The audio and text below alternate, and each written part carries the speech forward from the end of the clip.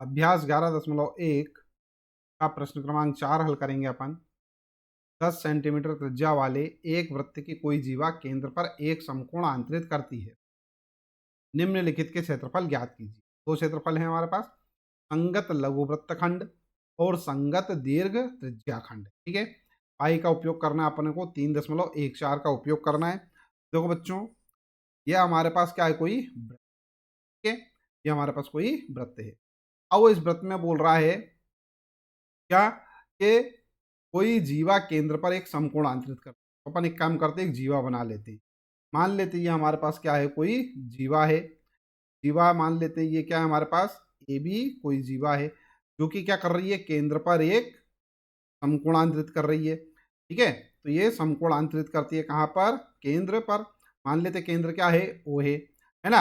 अब हमारे पास ध्यान देना बच्चों, ये तो ए वाई मान लेते हैं, यहाँ पर कोई पॉइंट है, सपोज मान लेते हैं वो वाई है। तो ए वाई बी क्या बन गया, एक चाप बन गया है। ठीक है, और ये हमारे पास है जीवा।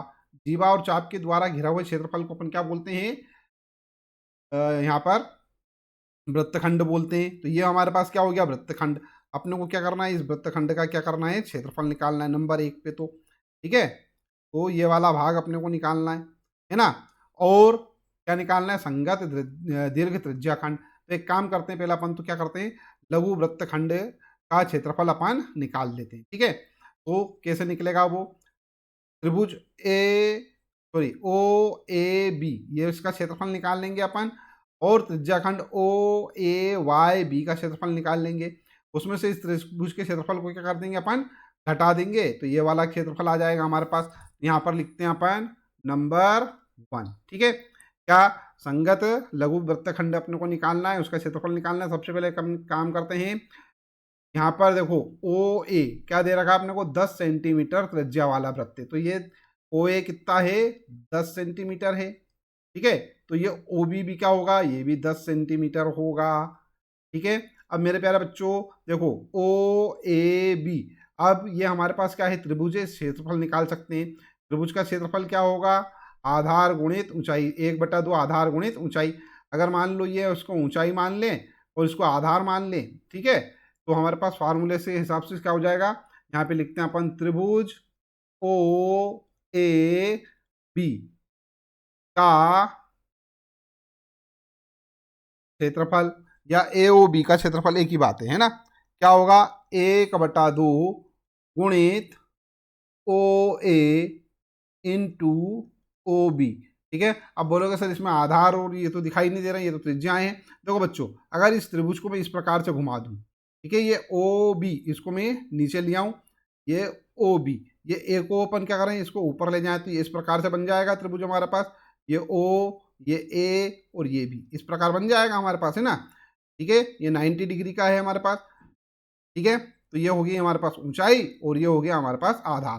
ठीक है, तो यहाँ पर देखो ये कितना है, 10 सेंटीमीटर और ये भी 10 सेंटीमीटर है। तो यहाँ पर से देखो 1/2 गुणित 10 गुणित 10 बराबर क्या आएगा, ये हो जाएगा हमारे पास 5, और 10 का गुणा करेंगे तो ये 50 सेंटीमीटर स्क्वायर। ये तो आ गया बच्चों त्रिभुज का क्षेत्रफल।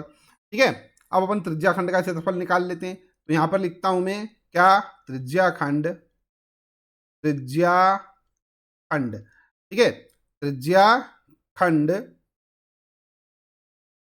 ओ ए वाई बी का क्षेत्रफल, ठीक है, वो क्या होता है, θ/360, 360 गुणित pi R square, pi R square. Correct है, मान रख देते हैं। देखो बच्चों, थीटा क्या है हमारे पास, थीटा है हमारे पास 90 डिग्री। क्यों, क्योंकि वो बोल रहा है हमारे पास क्या, कि जीवा जो है, जीवा केंद्र पर समकोण आंतरित करते, समकोण मतलब 90 डिग्री का कोण। तो ये 90 डिग्री का कोण है। ठीक है, तो ये हो जाएगा 90 अपॉन में आ जाएगा बच्चों 360 गुणित पाई, पाई का मान जो है 3.14 लिखना है अपने को, 3.14 लिखना है, गुणित, क्यों, क्योंकि ये दे रखा है। अगर मान लो ये नहीं दिया होता तो हम क्या लिखते, 22/7 लिखते। ठीक है, अब ये आर स्क्वायर, आर क्या है हमारे पास, 10 सेंटीमीटर है, तो ये लिखा अपन ने 10 गुणित 10। ठीक है ना, आर स्क्वायर 2 बार है। अच्छा बच्चों देखो, इससे तो ये कैंसल हो जाएगा, ये आएगा 9 एकम 9, है ना, 9 दूनी 18, 9 तीन 27, 9 चौक 36, ये हो गया। ठीक है, ये इसको काटेंगे अपन 2 बार, इसको फिर इससे इसको सॉरी 5 बार, और ये 5 बार। ठीक है, ये हो गया 55 25, और इसका गुणा हम इसमें करने वाले हैं, तो इसमें करते हैं 25 का गुणा 4 में करेंगे तो आएगा 100, हासिल की आई हमारे पास 10, 25 से कम 25 और 10 हो गए 35, 35 की 5, हासिल की आई हमारे पास 3। ठीक है, फिर हो जाएगा 25 दिया 75, 76, 77, 78, ठीक है 78, 78.50 सेंटीमीटर स्क्वायर। यह आ गया हमारे पास क्या भैया, त्रिज्या खंड का क्षेत्रफल। ठीक है, अब अपने को निकालना है क्या, लघु वृत्तखंड का क्षेत्रफल, तो यहाँ पे लिख लेते हैं अपन लघु वृत्तखंड का क्षेत्रफल, लघु वृत्तखंड का क्षेत्रफल। मैंने क्या बताया आपको बच्चों कि ये जो हमारे पास त्रिज्या खंड का क्षेत्रफल है, इसमें से क्या करो, त्रिभुज के क्षेत्रफल को घटा दो। ठीक है, तो त्रिज्या खंड का क्षेत्रफल हमारे पास क्या आया है, यहाँ लिख लेते हैं अपन त्रिज्या खंड का क्षेत्रफल माइनस क्या, त्रिभुज ए ओ बी का क्षेत्रफल। ठीक है, मान रख देते हैं त्रिज्या खंड का क्षेत्रफल कितना आया हमारे पास 78.50 माइनस, ठीक है, त्रिभुज एओबी का, ये त्रिभुज एओबी का क्षेत्रफल कितना आ रहा था 50 सेंटीमीटर, 50 सेंटीमीटर स्क्वायर, ये 50 सेंटीमीटर स्क्वायर लिख दिया अपन ने, बराबर। अब इसमें से इसको घटा दो। ठीक है, ये हमारे पास है 78.50, इसमें से घटाना है अपने को क्या 50। ठीक है, तो ये घटाया अपन ने 0.50, तो ऐसा का ऐसा ही, ये 8 और 7 में से 5 जाएंगे तो 2, तो ये आ जाएगा बच्चों हमारे पास कितना 28.50 सेंटीमीटर स्क्वायर। ये हमारे पास क्या आ गया है, ये आ गया हमारे पास लघु वृत्तखंड का क्षेत्रफल। ठीक है, एक उत्तर हमारे पास आ गया, ये एक आंसर हो गया है। ठीक है, अब दूसरे आंसर के लिए अपने को क्या करना है बच्चों, ध्यान दीजिएगा, दूसरे के लिए अपने को क्या करना है, त्रिज्या खंड का क्षेत्रफल को पूरे वृत्त के क्षेत्रफल में से घटा देंगे अपन। ठीक है, अब एक काम करते हैं, पूरे वृत्त का क्षेत्रफल निकाल लेते हैं। इसको एक काम करो, स्क्रीनशॉट ले लो, तो साफ करके हम बाकी का हिस्सा हल करेंगे।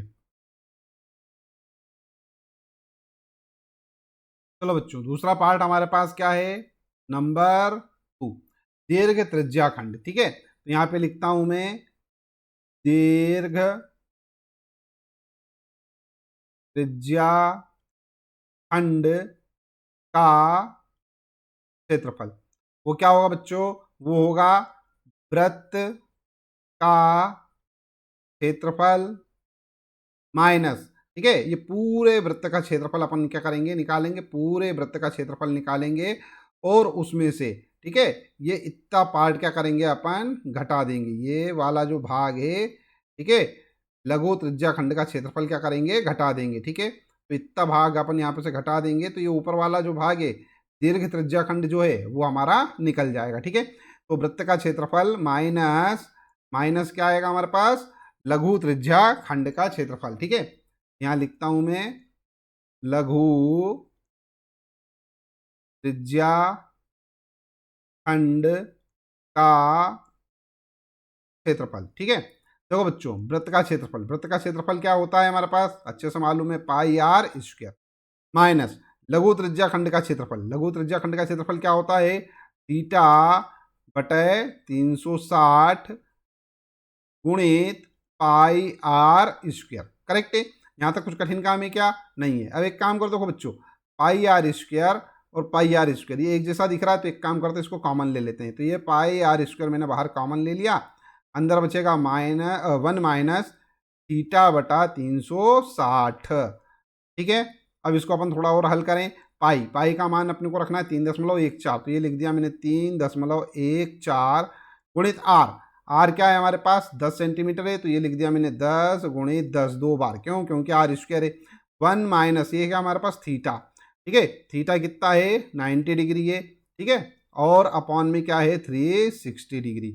ठीक है, इसको थोड़ा और आगे हल करते हैं अपन, तो ये देखो 3.14, ये 10 का गुणा इसमें करेंगे तो हो जाएगा 100 का गुणा 3.14 में करेंगे तो 314 आएगा। ठीक है, 314 है ना। ये हो जाएगा 1 माइनस, ये हो जाएगा हमारे पास क्या,